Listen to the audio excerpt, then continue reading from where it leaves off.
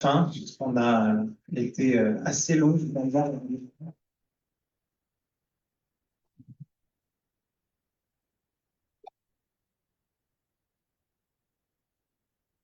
Donc, ce que je vous propose, pour ceux qui n'ont pas une deuxième partie de soirée qui commence tout de suite, c'est qu'on prenne des questions, peut-être deux par deux. On va les prendre au niveau des allées, on va distribuer les micros.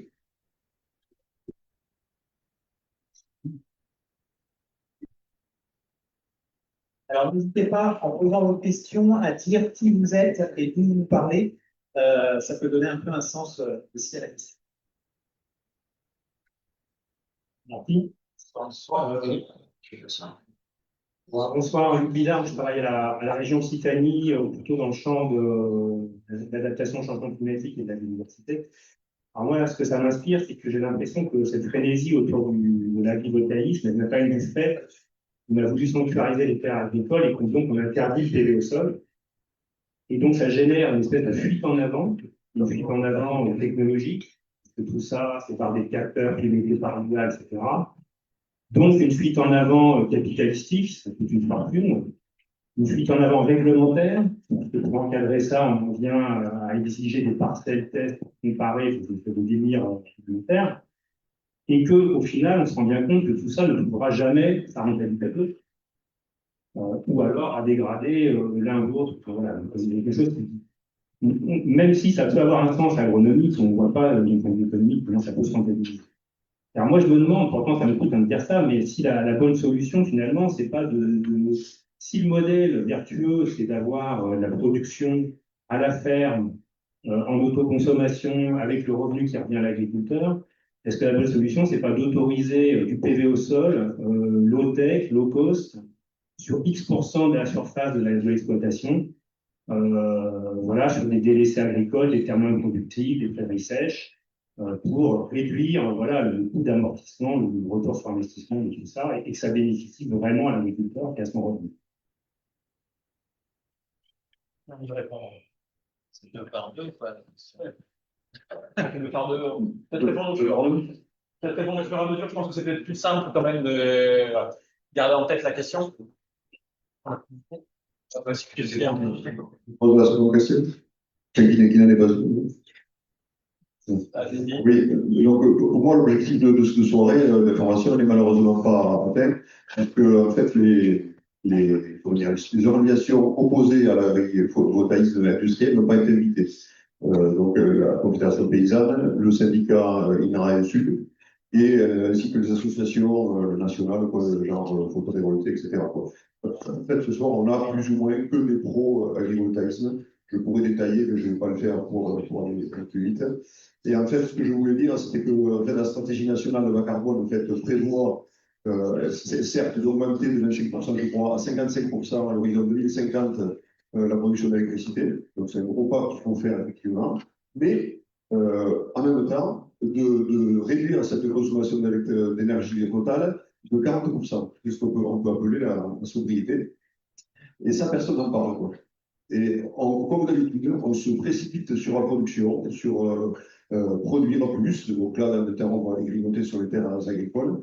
Alors qu'il faudrait avant tout partir en sobriété. Et donc, ça fait le jeu des grosses entreprises, Total et Fage, qui effectivement récupèrent à la mise avec la complicité de la loi, de la loi et de l'État, grâce à cette fameuse loi à terre, qui est d'ailleurs en contradiction avec ce que préconise le Grandet. Et donc, ça me paraît une aberration telle que c'est conçu. D'ailleurs, je vous conseille, je l'ai donné là, la revue Silence, vous avez aussi le reporter qui fait des très bons dossiers en opposition à tout ce qui a été dit, enfin, en partie de tout ce qui a été dit ce soir.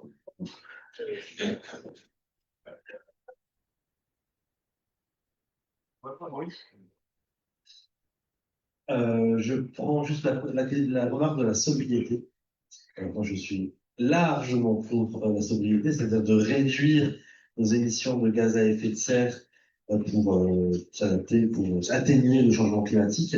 Par contre, il ne faut pas oublier que l'électricité est une énergie de substitution aussi, et que d'avoir un petit peu plus d'électricité en France, ça nous permettrait d'éviter aussi tout ce qui est diesel, gazole, etc. pour les voitures, qu'on peut arriver à de la sobriété aussi, de réduction, par exemple, des déplacements inutiles ou même d'arrêter de prendre l'avion ou d'autres aspects. Bon, après, il est utopique en France, notamment dans les régions de campagne, là où j'habite, de ne pas se déplacer, enfin de moins réduire le déplacement. Donc, il y a la volonté d'électrification par rapport à la diminution des gaz à effet de serre est quand même nécessaire, tout en, bien sûr, faisant de la sobriété. Je trouve que les panneaux solaires de l'agrivoltaïsme peuvent aider à cette volonté de réduire la dépendance au gazole et aux énergies fossiles. Mais bien sûr, en parallèle, il faut réduire notre consommation frénétique, ça on est d'accord. Mais il en va de pair, en fait. On peut faire les deux ensemble. Voilà. Pour rappel, c'était quoi déjà le thème de la première question? Le PV au sol. Alors, le PV au sol, ça, j'arriverai pas à parler là-dessus parce que pour moi, il est hors de question qu'on prenne les terres agricoles pour mettre du PV. Donc, c'est une sorte de terroir, une sorte de production agricole. Donc, je n'arriverai pas à trouver d'argument pour ça. Voilà. Si, moi je vais vous surprendre. Je pense il y aurait eu effectivement une toute autre option qui était d'autoriser le PV au sol en l'encadrant de manière très intelligente. On va quand même arracher combien d'hectares de vignes là? On sait quoi en faire de ces hectares? Oui, de grenadier. Je pense que ça va être compliqué de faire une filière grenadier quand même. Voilà, donc il y avait effectivement une autre option qui était de dire on autorise le PV au sol, mais on l'encadre de manière intelligente. Le problème, c'est qu'on était face à des lobbies industriels qui veulent du PV au sol et sur des grandes dimensions et proches des postes RTE. Sachez que les postes RTE, il y a 85% du territoire national qui est trop loin des postes RTE pour recevoir des installations PV de grande dimension. En dimension, c'est plus de 10 MW. C'est pas très grand, hein, c'est 10 à 20 hectares, c'est 20 hectares en agrivoltaïsme. Ça veut dire qu'en fait, on est sur une inégalité fondamentale dans le territoire national par rapport à cette énergie distribuée. Cette énergie photovoltaïque, c'est la plus intéressante. C'est la moins dangereuse. On peut toujours essayer de bombarder toutes les centrales photovoltaïques, mais pas près de déstabiliser le système électrique. Avec une centrale nucléaire, c'est plus compliqué, vous l'avez compris, ou même avec un barrage hydroélectrique. Donc, c'est l'énergie la plus délocalisée, qui est disponible partout, qu'on peut utiliser partout. Et moi, je vous dirais que je vais plus loin même que pas mal de gens. Je considère que le soleil, la radiation, est un bien commun. Le soleil n'appartient pas aux propriétaires du terrain, pour moi. Ce qui appartient à la personne, c'est ce qu'elle en fait. C'est quand il y a du travail. L'agriculteur, avec le soleil, il fait des choses. L'électricien, avec le soleil, il fait des choses. C'est pas le propriétaire rentier dans son coin qui loue la terre à l'agriculteur qui va récupérer en plus cette rente. Donc là, je suis encore plus, un petit peu plus incisif que vous sur ce sujet-là. Donc effectivement, on aurait pu prendre la piste du PV au sol, mais on ouvrait une boîte de Pandore qu'aucun élu français n'a voulu assumer. C'est clair. Et qu'actuellement, aucun élu dans aucun pays, à ma connaissance, n'a voulu assumer. Peut-être ce tabou va tomber si des friches en grande quantité apparaissent et que vraiment on n'arrive pas à trouver d'utilisation. Tu pourras me répondre. Voilà. Donc par contre, je serais moins pessimiste que vous. Non, il y a des modèles économiques qui vont fonctionner. C'est pas vrai. Je pense qu'on est en basculement en ce moment vers un photovoltaïque compétitif, non subventionné, y compris en agrivoltaïsme. Donc là, ne soyez pas si pessimistes que ça. Les industriels ont de la ressource, les agriculteurs ont de la ressource, on a de l'imagination et de l'intelligence, et certains vont mettre la clé sous la porte, c'est clair. Mais il va y avoir des entreprises qui vont proposer des modèles intéressants et des chambres d'agriculture qui ont pris le sujet de manière intelligente. Et je pense qu'on va y arriver à avoir des modèles distribués intéressants. C'est pas la voie que prend les ministères en ce moment. Ça peut évoluer et ça évoluera nécessairement.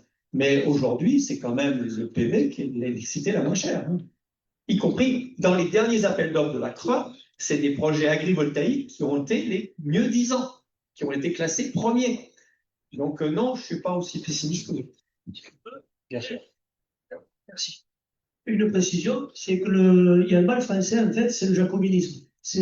On crée une loi, en fait, pour l'entièreté du territoire français, alors qu'il ne se ressemble pas.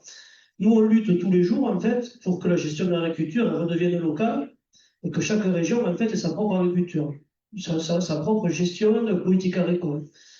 On se vante tous les jours d'avoir les mille fromages, d'avoir des terroirs différents, d'avoir des agricultures différentes avec des produits différents et forcément des rentabilités différentes. Et on applique des lois de manière uniforme à tous ces territoires, en fait. Et en fait, il faudrait plutôt que les lois soient juste un départ et qu'après, il y ait des adaptations territoriales qui sont faites. Elles sont faites, mais elles sont assez contraintes. Et forcément, les autorités locales de l'État font et prêtent le flamme, en fait, poursuite après, quand elles veulent aller contre les critères et garder un modèle vraiment en tête. Et donc, en fait, si on arrivait à adapter justement toutes ces politiques nationales, les adapter à chaque territoire, on tomberait après sur des adaptations justement de ces développements de ces énergies qui seraient beaucoup plus efficaces et qui poseraient beaucoup moins d'attention.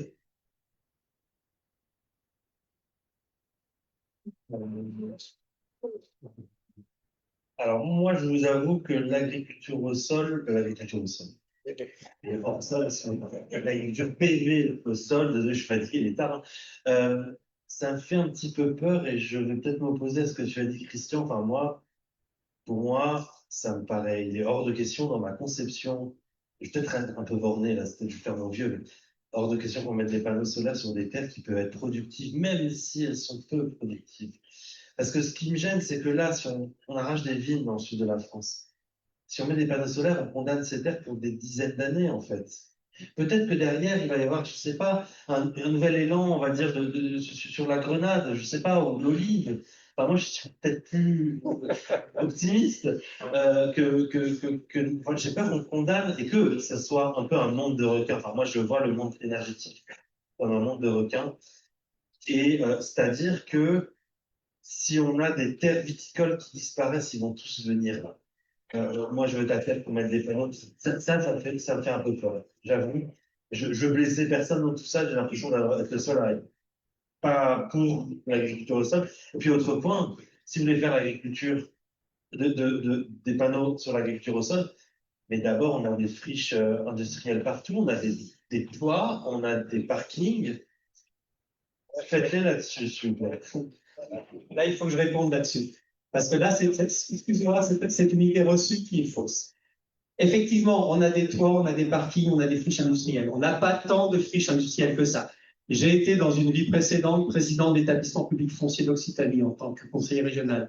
Je m'occupais de l'achat de tous les fonciers pour les collectivités territoriales et notamment des friches industrielles et commerciales pour faire des projets. L'ADEME, quand elle a fait son recensement pour savoir où on pouvait faire du photovoltaïque en France, elle avait cartographié sur la ville de Sète 300 hectares de friches industrielles.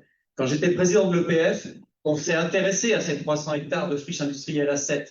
Il n'y avait pas un hectare disponible pour le photovoltaïque. Sète a besoin de logements, a besoin d'espaces verts, a besoin d'installations collectives, etc.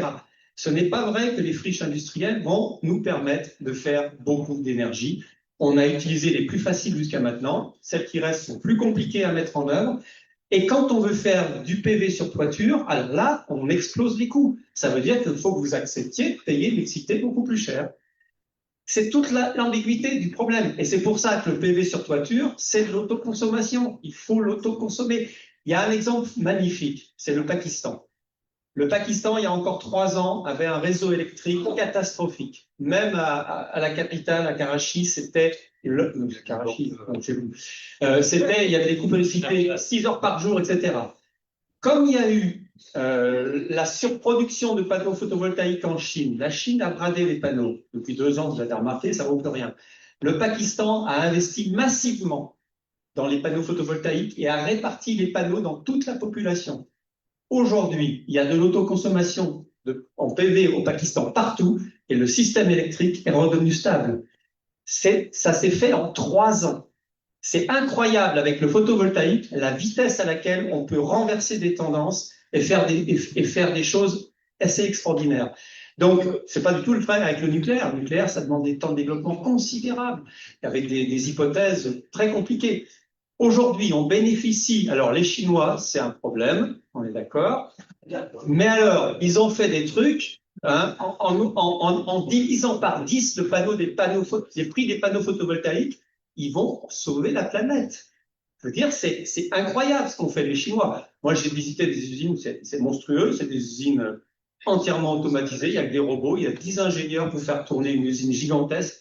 C'est pas avec ça qu'ils font de l'emploi, c'est sûr. Mais en tout cas, quand on importe un porte-conteneur de panneaux photovoltaïques de chez nous, on importe de quoi produire l'équivalent de plus de 100 porte-conteneurs de gasoil. Enfin, je veux dire, c'est monstrueux l'efficacité de ce système. Et les panneaux ne font que 20% d'investissement dans les installations. 80%, c'est du local. Il faut le construire, il faut faire des structures, il faut l'état des raccordements, etc. Il faut le gérer. Donc, en fait, c'est comme vous achetez une machine-outil en Allemagne. Une fois que vous l'avez achetée, elle est à vous, elle travaille pour vous. Ben, les panneaux chinois, c'est pareil. Il ne faut pas avoir trop peur de ça. Donc, voilà, moi, je suis un peu différent dans mon approche. Il y a peut-être d'autres questions. Ouais. Bonjour, merci à tous. Théo. Alors. Je suis élu local d'une petite commune rurale, dans les coteaux du Lauragais, des sols argilo-calcaires, des événements météo qui transforment les sols agricoles en autoroutes et qui transforment nos routes en marécages. Localement, il y a des investissements de toutes les collectivités autres que locales pour aider à l'entretien de ces ponts routiers.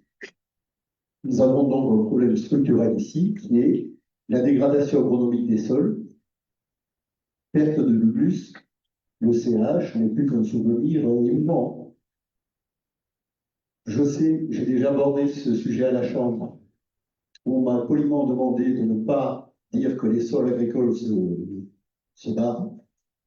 Peut-être en d'autres temps, mais... Alors, l'agriculture, c'est le temps long. Dans le temps long particulièrement, on ira faire de l'agriculture au large de Bordeaux, puisque nos sols agricoles sont en train de crever.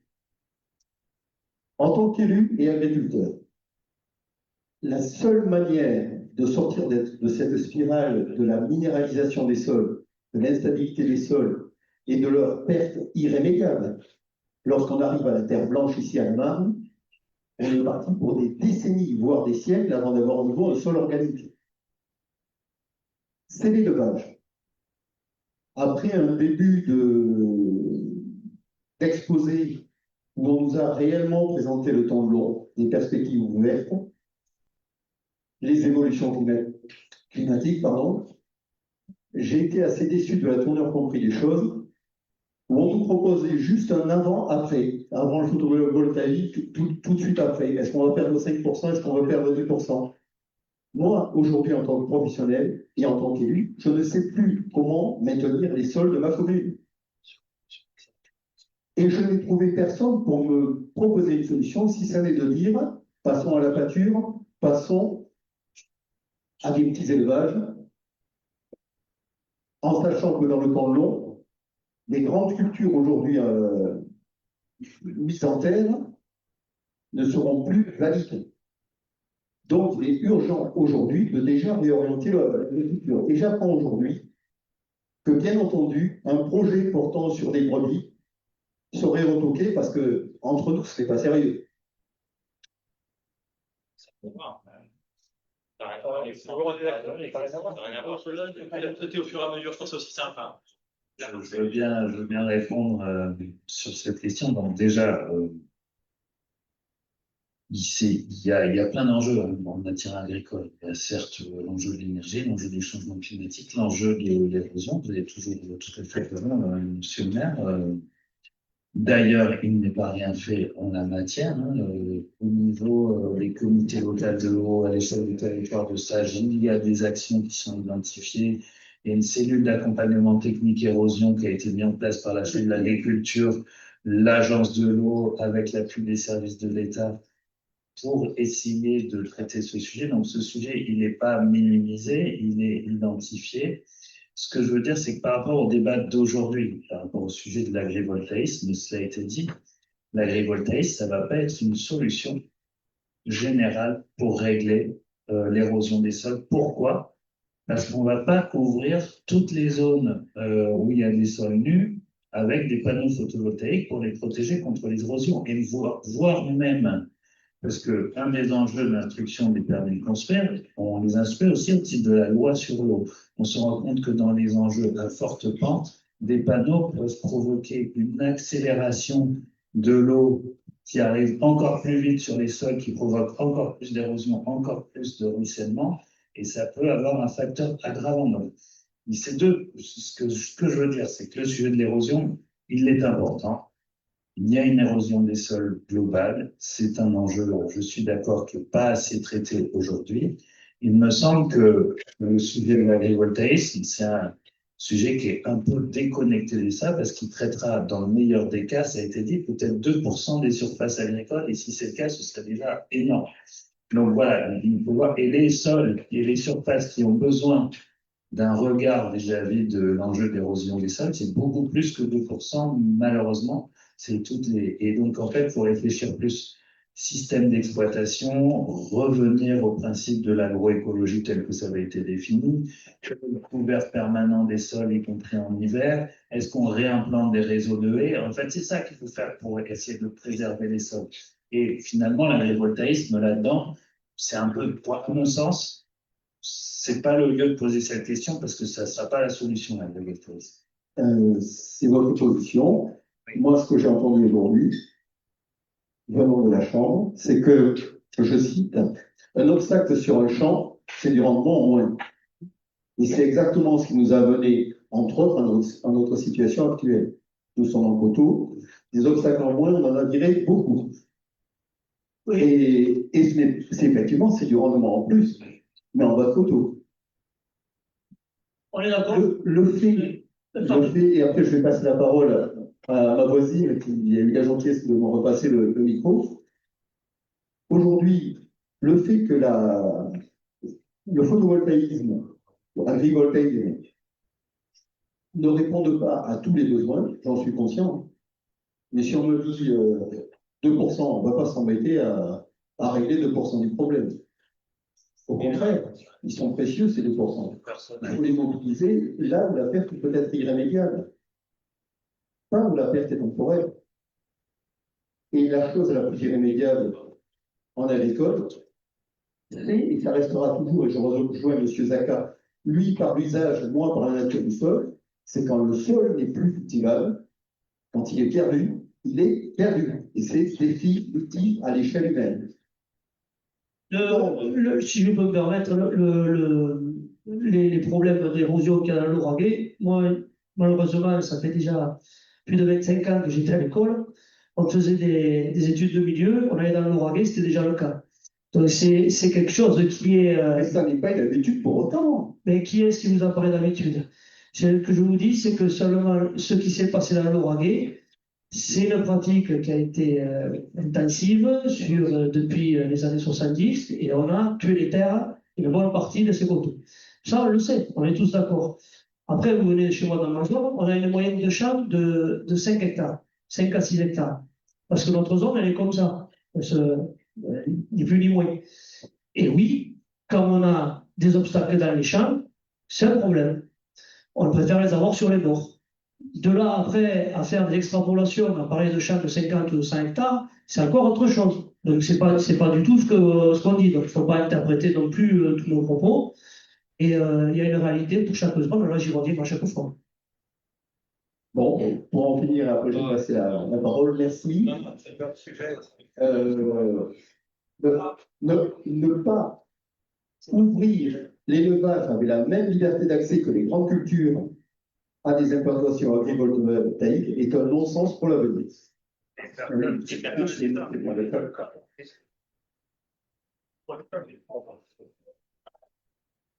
Oui. Eh bien, d'abord, je voudrais vous remercier pour cette soirée et les interventions qui ont été faites, qui ont consolidé quelque part certaines idées que je peux porter en CDPNAF, Bernard Vailleris, donc en charge de l'agriculture au conseil départemental. Les idées, par exemple, sur lesquelles, à bas bruit, aujourd'hui, on fait des agrocarburants avec 3% de la SAU nationale qui est consacrée à la production de carburant diesel, et ça, personne n'en parle. L'agrivoltaïsme, avec les coefficients qui nous ont été présentés en termes énergétiques, sont des choses incomparables, incomparables en termes de ressources. Alors, la Chambre d'agriculture a émis une charte qui est très, très intéressante. En CDPNAF, c'est le débat qui est ouvert avec tout le monde et tous les participants. La loi APER, elle a ses limites. Elle n'a pas pris en compte, par exemple, ce genre de choses. Entre les cultures qui ne sont pas vivrières, mais qui partent dans l'énergie des agrocarburants. Et ça, c'est quand même assez terrible d'aujourd'hui d'occulter ce genre de production qui ne sont pas des productions vivrières, hein, et on met le feu un peu sur l'agrivoltaïsme. Mais par contre, sous ces endroits-là, l'élevage est tout à fait possible. Et je corrobore le fait que nous avons accepté des projets avec de l'élevage en dessous des panneaux photovoltaïques. Et justement, et une petite parenthèse pour le Lauragais, il y a de l'agroécologie, de l'agroforesterie dans le Lauragais qui se met en place sur certains endroits pour, par exemple, retenir l'eau suivant des courbes de niveau et réenchérir les sols en humus sur le Lauragais. Alors pour l'instant, c'est assez limité comme expérimentation, mais en tous les cas, ça existe. Donc, moi, je suis plutôt d'une nature positive et je pense que l'agrivoltaïsme, c'est aussi, moi, je l'aurais attribué par exploitant agricole 3 hectares.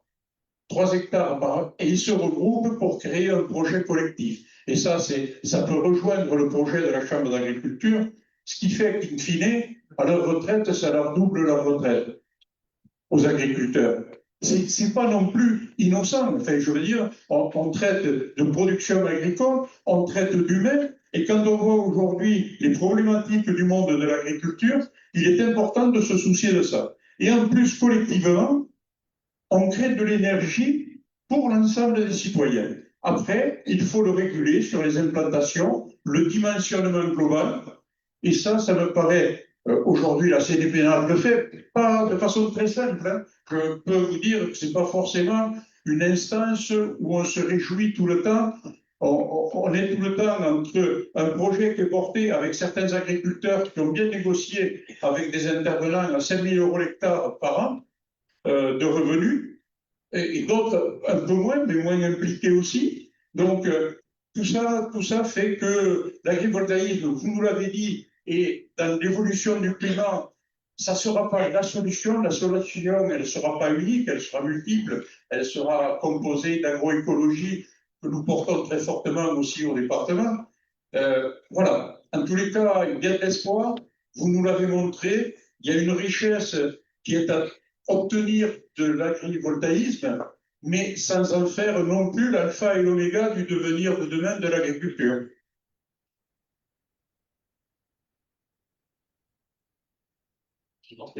Merci.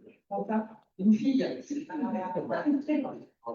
suis une exploitation. J'aimerais revenir sur la destination de cette électricité produite, parce que ça va être une électricité qui est produite leur journée, quand il fait beau, et à quel point oui, c'est pas pilotable, et donc est-ce qu'il faut presque comme cette utilité de l'électricité et presque la laisser aux agriculteurs en fait.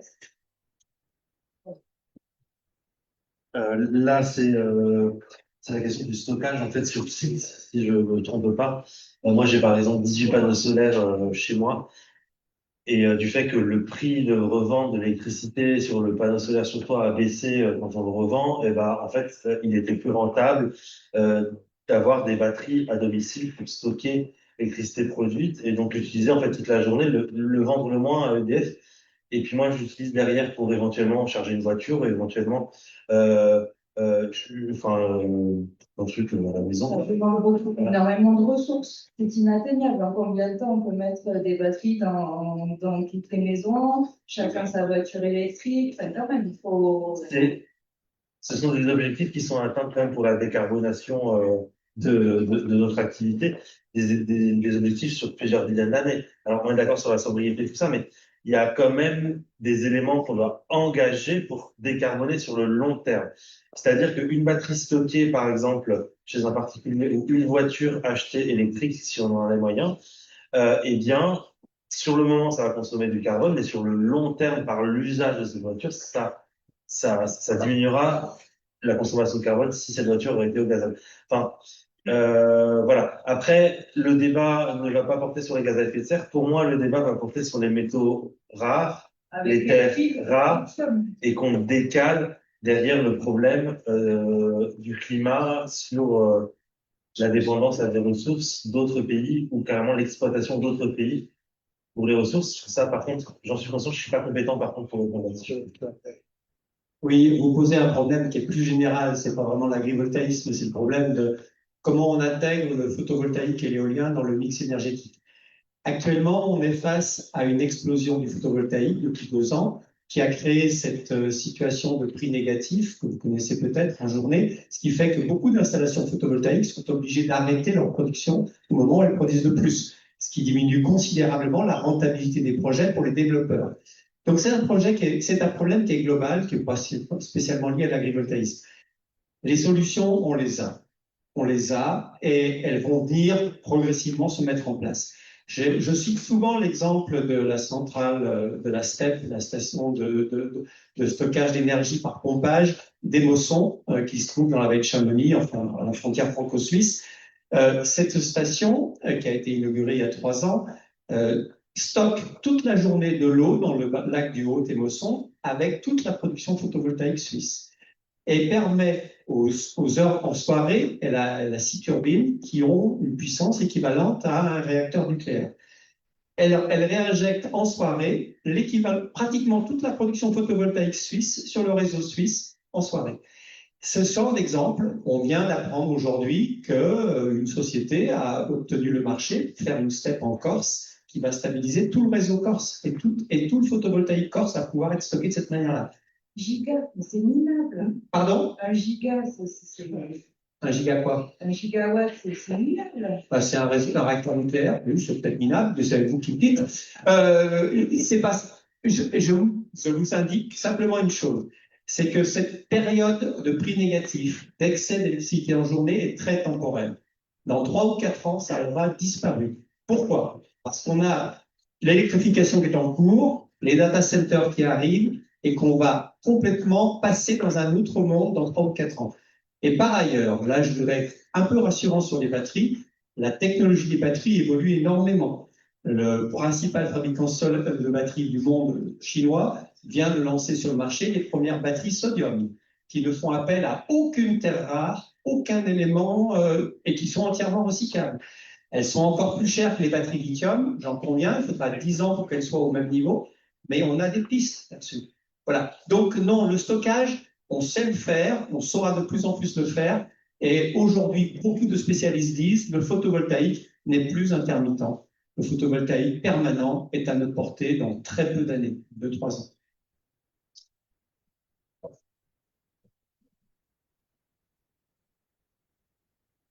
Merci en tout cas de la question. Moi, je voulais juste dire un mot, témoigner de ce qu'on voit la réalité de l'instruction des projets aujourd'hui. Pour moi, il témoigne qu'il n'est pas encore arrivé à un modèle mûr qui a démontré qu'il était efficace globalement.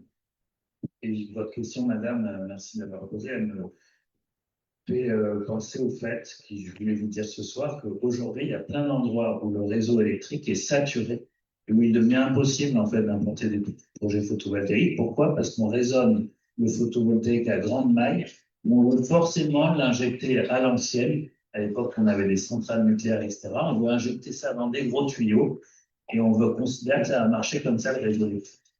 Et C'est l'objet de mon interpellation. J'espère qu'il y a encore quelques jeunes futurs ingénieurs dans la salle. Pour moi, et agronomes en plus, pour moi, il y a vraiment encore un modèle à inventer d'agriculture qui se raisonne à petite échelle et qui mêle justement la production d'énergie, les travaux agricoles dans les champs. L'exemple que vous avez cité, pourquoi pas des tracteurs, du petit matériel agricole qui soit capable de se charger dans la journée et qui tourne à l'échelle d'une exploitation. Je pense qu'il y a encore des modèles à inventer, à construire, et j'attends beaucoup, j'espère beaucoup, pas que des Chinois, je me dis qu'aussi en France, avec les jeunes qu'on a, je suis un peu chauvin aussi, avec les jeunes qu'on a, les très bonnes écoles qu'on a, on doit pouvoir inventer des modèles qui donnent un peu de l'espoir pour nos agriculteurs de demain et qu'on arrive à construire des choses intéressantes. Merci.